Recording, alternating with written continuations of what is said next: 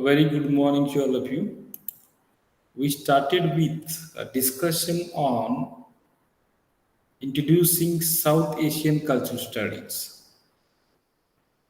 which is the initial essay in the book, introductory essay in the book South Asian Cultural Studies, a bibliography by Vinay Lal. The book was published in the year 1996. We came to know it yesterday. Then we started talking about the location of cultural studies. We came to know that cultural studies was established as a center, the Center for Contemporary Cultural Studies, in the year 1964 by Richard Hoggart, who was then professor of modern English literature at the University of Birmingham. And he's well known for his book, The Uses of Literacy, which was published in the year 1958. Then we also came to know that this center was later laid by Stuart Hall between the period 1968 and 1979. And here, Vinay Lal points out the major event that happened in the field of cultural studies. That is the issue of working papers in culture studies. Was published in the year 1792. And the contributors to this issue were the members of the center. That's what underlines the fact that the Center for Cultural Studies, Contemporary Culture Studies, was restricted to its members itself. We are also familiar with the contribution of Raymond Williams, then E.P. Thompson, in the development of this particular academic field. Then we came to know that there are many books available on the parameters of British culture studies. Therefore, he does not want to focus on that. Then he goes on, Vinay Lal goes on talking about the spread of culture studies in the United States during 1970s. And was it was established in the places like in many other universities in Britain, Australia, and United States under the name of cultural studies. And there are certain programs which were not offered with the name of cultural studies, but they were similar to cultural studies.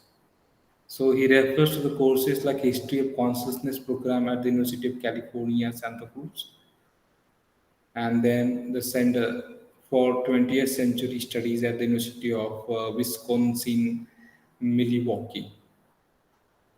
So these are some of the centers that he refers to in the United States. So culture studies created a kind of ferment. Okay, this ferment was, in terms of intellectual developments in the humanities and social sciences, and we understood that. And we also understood how culture studies encompasses many aspects. Therefore, there is no clear cut, unambiguous definition and clear narrative of the development of the discipline because it is a very ambiguous term. Then he talks about the contribution of feminism in the development of this particular field and even the inspiration from Antonio Gramsci. We understood that. So, through this discussion, we understand that cultural study didn't have a theoretical ground initially. He refers to Stuart Hall for the absence of bibliography. There was no theoretical foundation as such, and gradually it started flourishing. After this, now we shall go ahead with the discussion on the meaning of cultural studies. What is cultural studies? So Vinay Lal says that actually a number of vital questions come to the forefront. Is these questions have been ignored since the beginning of culture studies, and one need to ask these questions. So he poses some of these questions. So what are these questions? Firstly, how are texts constituted? Now, text should not stand for only written text. There may be social texts, cultural texts, literary texts, etc. Narrative text here should be understood as narratives. How are texts constituted? In the context of linguistics, you must have understood what a text is with reference to Halliday and others. So, a text is a kind of discourse, it's a kind of narrative. And how are these texts constituted? What are the elements of this text? How do they come into being? Who speaks for whom in these narratives? How do these narratives come into being? What are the elements of these narratives or texts? Who speaks for whom? With what right? And with what consequences? So he raises this question. The first question is how are texts constituted? Then who speaks for whom? And with what right? What is the right? Who has given the right to that person, the speaker, to speak on someone's behalf? Or with what consequences? What are the consequences of this particular representation? Suppose somebody, now let's say feminists, a certain group of women talk on behalf of all women of the world. Now, you may ask the question who has given them this right to talk about women or talk on behalf of women of the world? And what would be the consequences? The third question that he asks is what are the ways in which power inheres in knowledge? How power bonds through knowledge, or how power comes from knowledge? So must have realized, we talk about the English-less masses and people, the English and English-less masses. Means that there are certain groups of people who have command over English, and there are certain group of people who do not have the command over English. So there is a kind of division. Same in the case of money.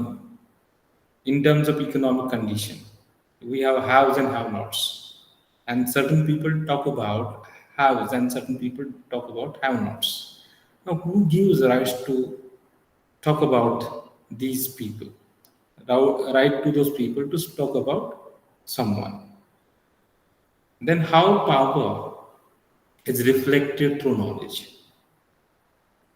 Further, he says if the so-called linguistic term.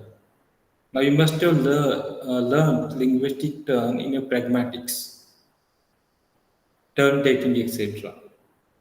If the so-called linguistic turn or the turn toward textuality led to certain questions about the politics of representation, so did the work of Foucault, who was able to render subjectivities which traditional scholarship had construed as given into objects of inquiry. So that is one more question that he raises. If suppose there are instances of turn taking, means you might be knowing the process of turn taking. One speaks, the other hears, and then the other listener speaks, and the speaker becomes the listener. There is a kind of turn taking. Now there are certain questions about politics of representation. Who should be represented? Who should represent, and who should be represented? So he refers to Foucault here. who talked about subjectivity, means everything is subjective. Now then, in this context, which traditional scholarship had construed as given into objects of inquiry? Now, which kind of traditional scholarship should be used, should be understood in this process of inquiry, should become the method, should become the way, okay, to ask something.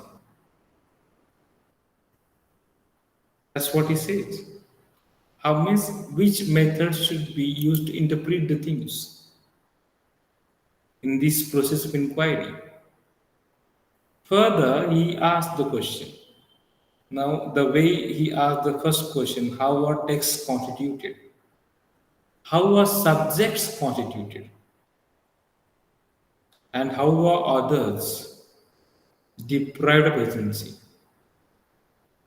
Now, for example, subjects means here, you might be knowing when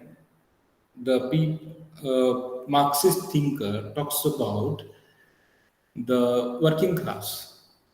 Now, here the working class is the subject of discussion. Now, what does this subject constitute? For example, in feminism, once again, women and their problems are discussed. Now, which kind of women? Middle class women, upper class women, or lower class women? So, who become the subject?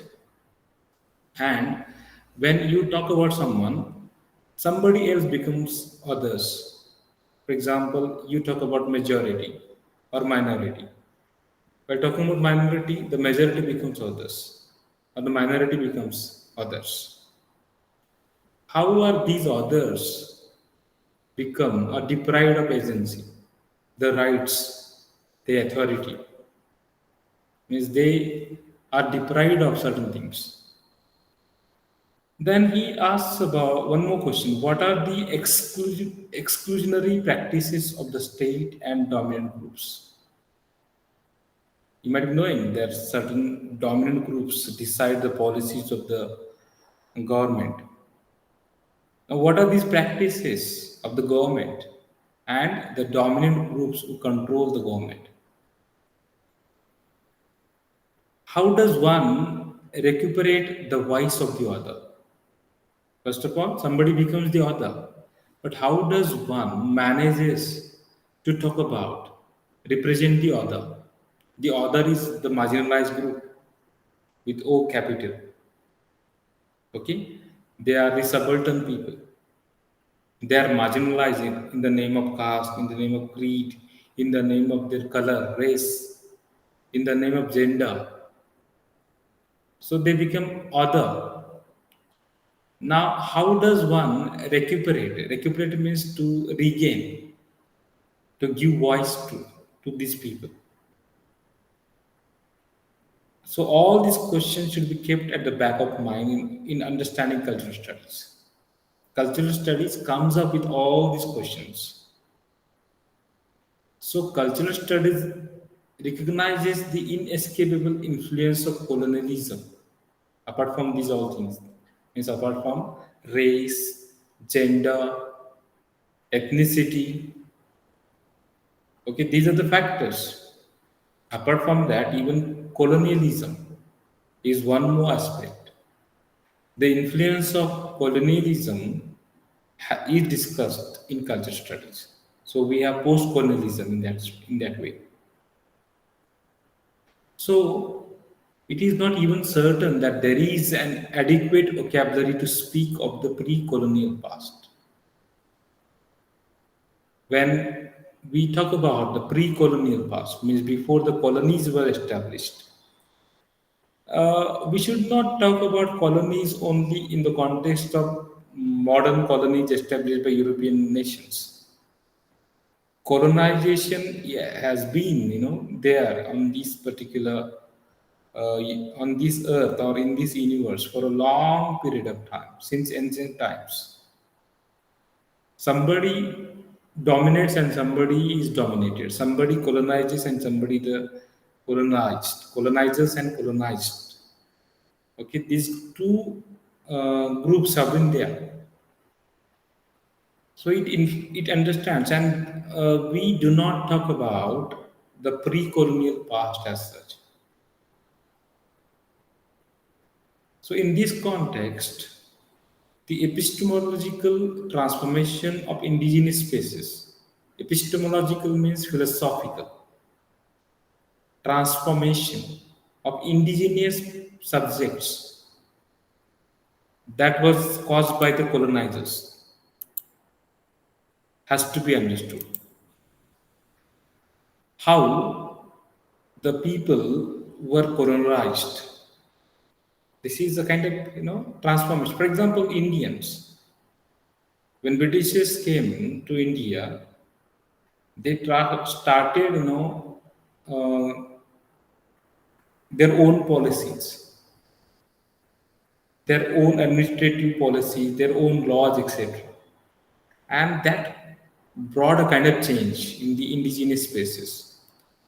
Now, when you talk about the United States, North America, you must be knowing that there were indigenous people. I think they were called Red Indians. Now, these Red Indians have lost their culture, have lost their languages. Now, how does this transformation take place?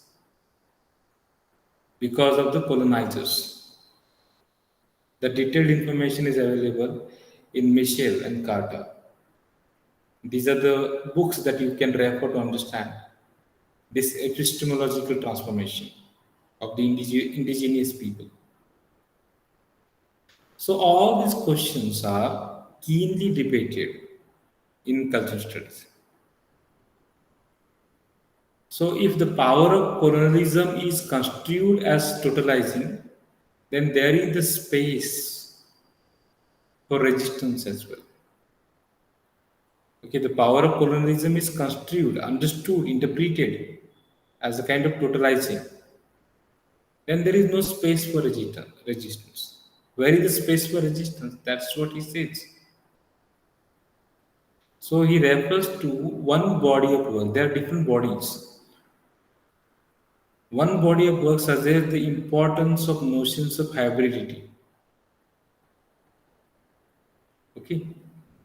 Hybridity, you might be knowing the term hybridity in modern context. Hybrid has become a very common term because of the mixture of different group of people, different cultures, different languages. In terms of human civilization, I'm talking. The kind of hybridity is created, hybrid culture, hybrid eating habits, etc. So, because of these contacts of colonizers and colonized, there is a kind of hybridity. The outcome of this contact is hybridity. And even he refers to those interstitial spaces in which power is negated.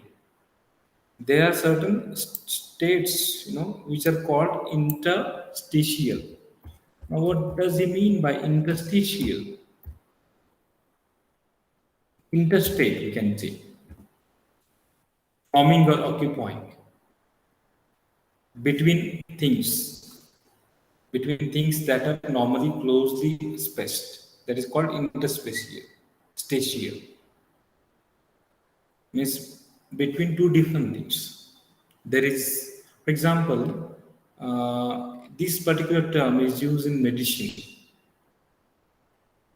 It has a specific meaning according to the context in the field of medicine.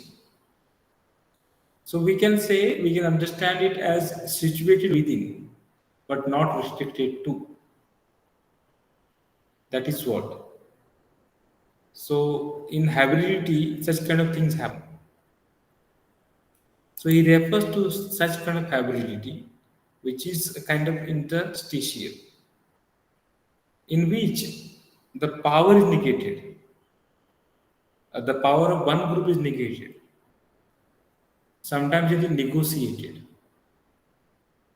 sometimes imitated, sometimes, you know, parodied. Paradigm is a kind of parody is made fun of. Or sometimes encouragement takes place, a kind of victory takes place. So what happens when two kind of powers come? These two kind of cultures come together, two kinds of people come together, linguistic groups come together. The power of one group is negated, a compromise is made, and the subservient group, the subjugated group, the group which is being dominated, imitates the dominant group's culture. Sometimes, there are certain parodies. A parody means making fun of, kind of imitation in a manner to make fun of it. Suppose an imitation of a song, it is a figure of speech. You must be knowing that. So, in which an imitation is made to make fun of that thing. So, for example, to make fun of Richardson's Pamela, Chamela was written. Okay. So, if you are familiar with literature, in the modern context as well, a song is made fun of by imitating the style, the seriousness is lost. So means there are kind of criticisms, there are kind of imitations. Sometimes we follow the culture, sometimes we make fun of that. Sometimes one culture conquers the other one. This is one kind of philosophy. There is another body of work, which reminds us that this calamitous as colonialism. It was a kind of stake danger. Colonialism may have been for the colonized. It may have been more catastrophic till for the colonizers.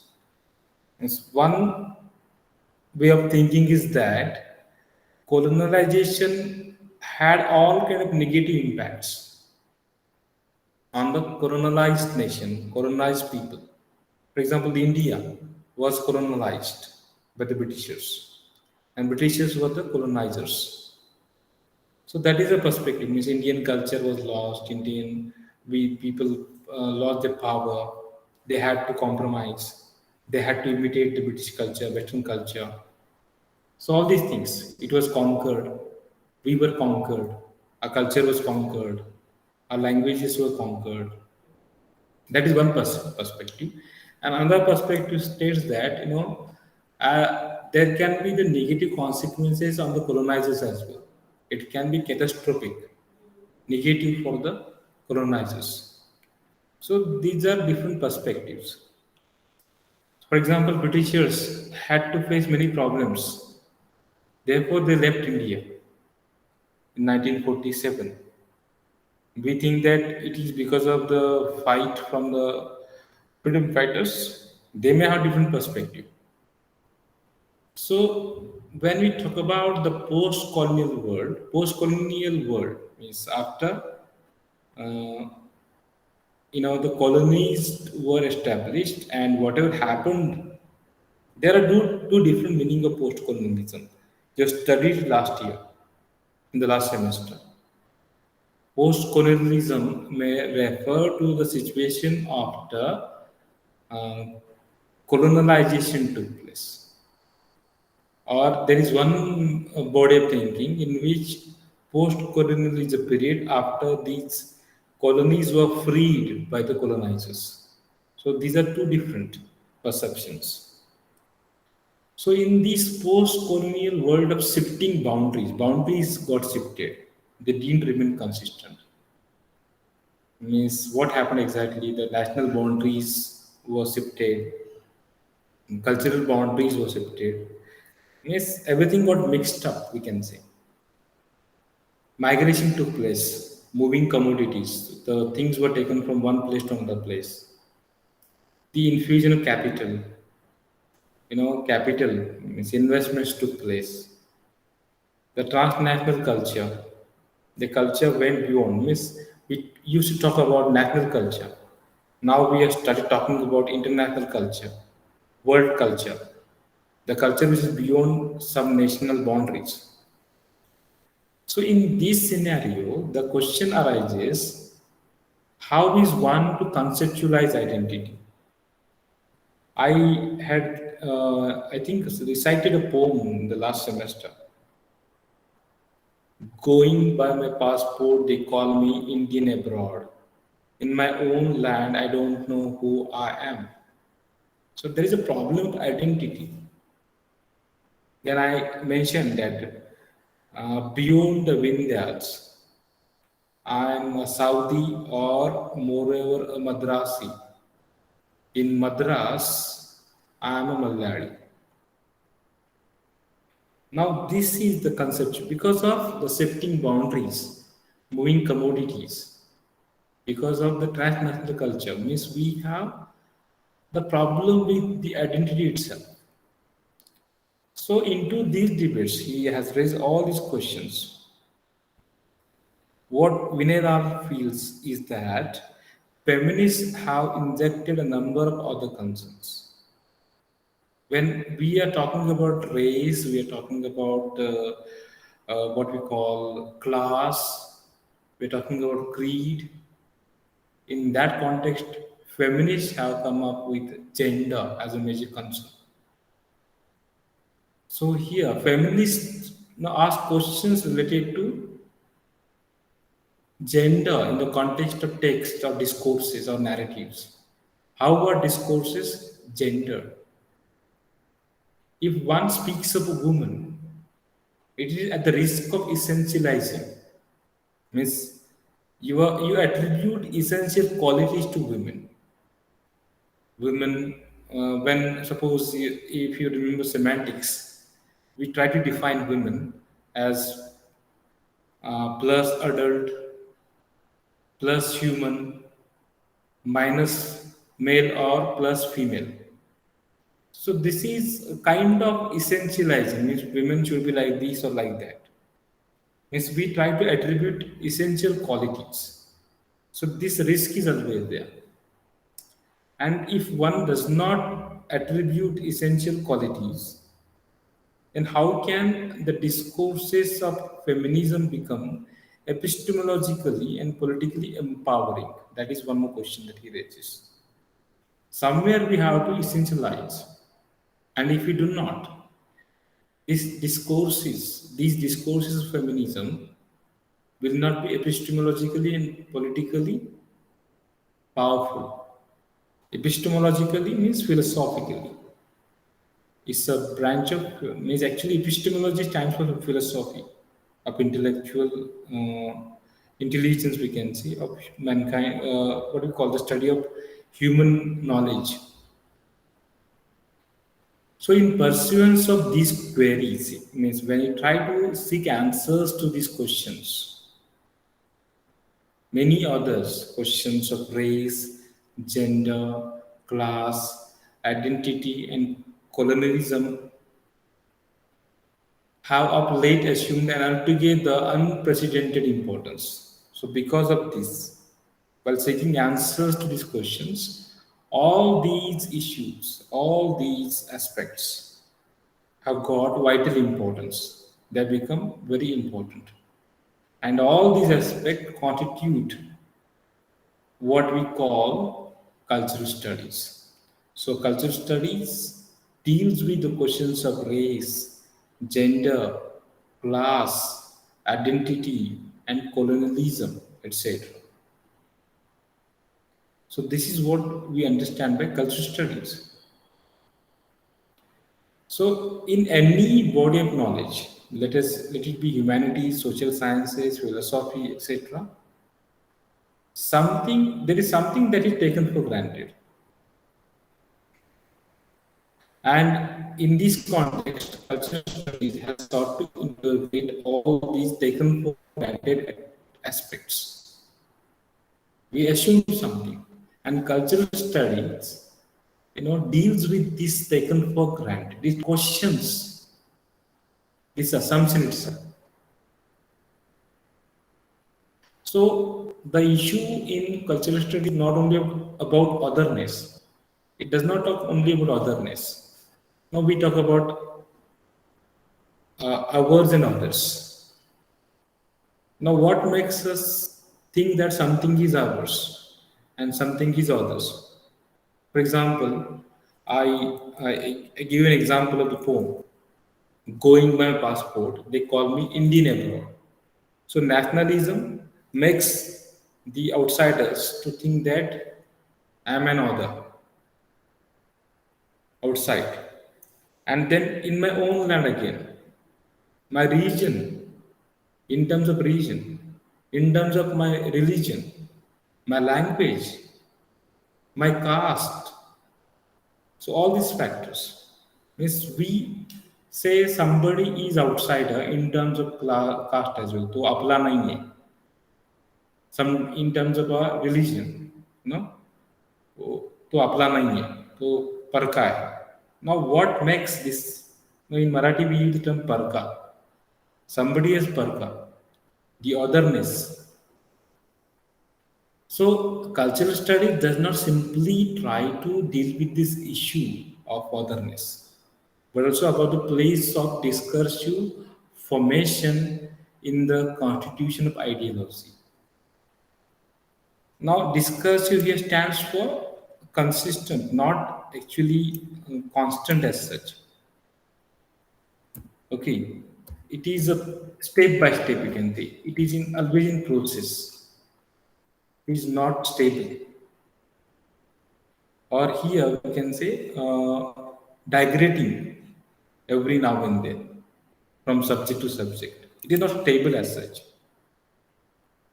Means whatever I think may not be your thinking. So this is discursive formation. Ideologies are always in the process of discursive formation. Means there are different ideologies. Different group of people may have different kind of thinking. Different individuals even may have different ideologies. And the nature and location of power, the relation of politics to aesthetics, and the relation of global or late capitalism are just to some extent discursive practices. Now, whatever means, as I said, I mean, every now and then I give an example of the poem, only because of that. It is subjective. Means what I think as power may not be the power for others. What I think as aesthetic, having certain piece of art has got aesthetic quality may not be the same with others. Others may not have the same perception. Okay, and something might be an instance of capitalism for others, or something can be global. But these are discursive practices. They are digressing, they digress from subject to subject. So this is what we understand in cultural studies. So cultural studies brings together number of positions which are marked by political and theoretical differences. So these are the divergent positions. So one of the critics has insisted that these widely divergent positions, I quote, nonetheless share a commitment to examining cultural practices from the point of view of their integration with and within relations of power. Okay, so these points of differences, political or theoretical differences, become the matter of examination in cultural studies in relation to power. So cultural studies has been successful in altering the contour of knowledge, the domain of knowledge. it has tried to bring some kind of change in the domain of knowledge. It has started dealing with different aspects, different positions, subjectivities, etc.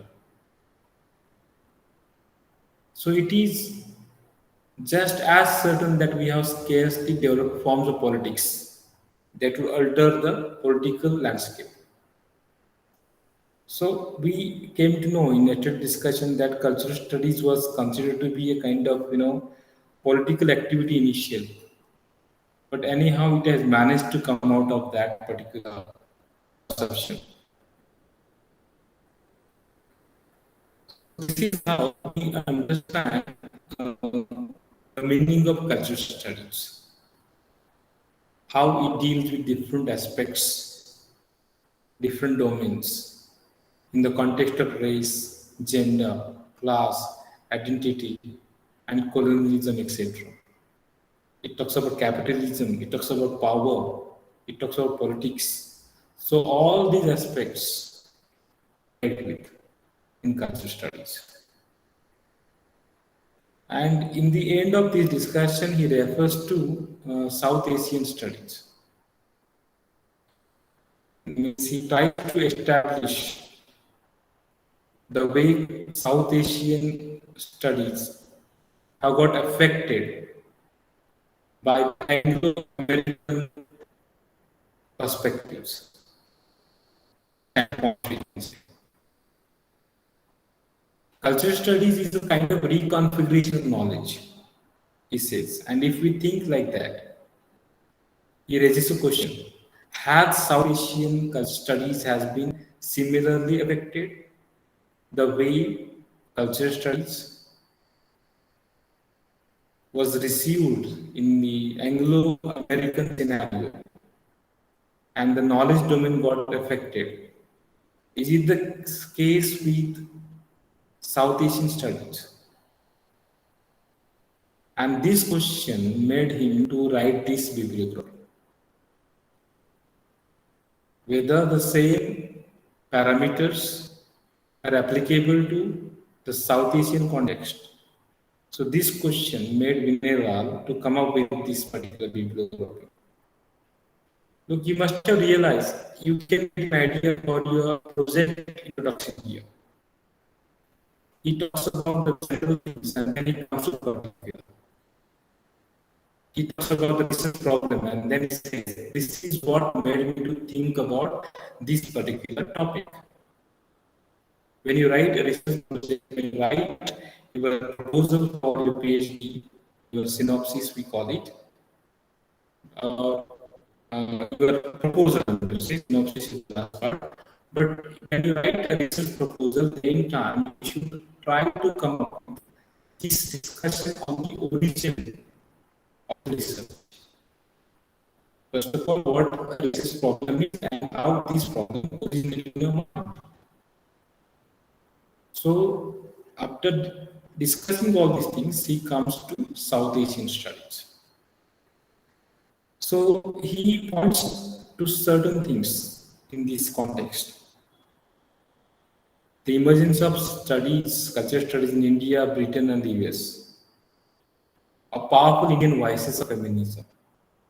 The bodies of scholars congregated at research centers and institutions like the Nehru Museum, the Center for the Study of Developing Societies in Delhi. So these particular voices, academic voices from all these centers, the Center for Studies in Social Sciences at Calcutta, and the Central Languages Institute in Hyderabad, and then the new organs of expression like Subaltern Studies, Deep Focus, and the Journal of Arts and Ideas. So all these factors made him to think over the bibliography of cultural studies in South Asia. So he refers to subaltern studies. We shall talk about these things in the next lecture.